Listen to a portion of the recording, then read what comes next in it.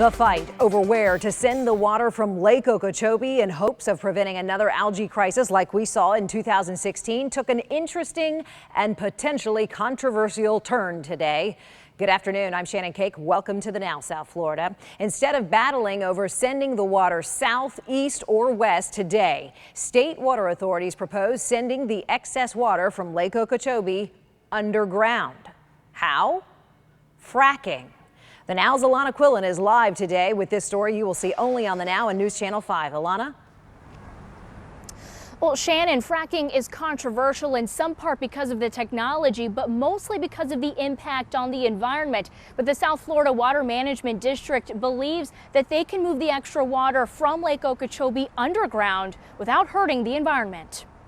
It's a no-brainer. To stop the algae crisis. What do we want? Clean water! The South Florida Water Management District and the Army Corps of Engineers has a new battle plan: deep well injections, disposing Lake Okeechobee overflow into a large cavern 3,000 feet underground. Quantities of about 15,000 million gallons of water per day, very high capacity. Bob Verastro, the district's lead hydrologist, told me the impact of fracking here would be different than in other parts of the country. These injection wells are going to be operated at very, very low pressures that would not fracture the aquifer. So Florida's drinking water would not be threatened. This team came up with 150 sites near surrounding estuaries, but at a cost of $3 to $5 million per well, they could build less if they focus the sites to Lake Okeechobee. We can actually use the wells to control the level of the lake itself.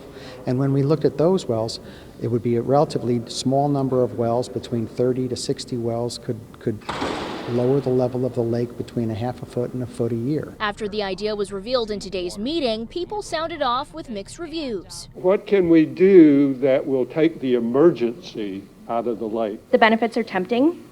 Significantly reducing estuary discharges, it sounds really good. Is it worth the risk of facing unknown impacts down the line? And I think that's what it comes down to.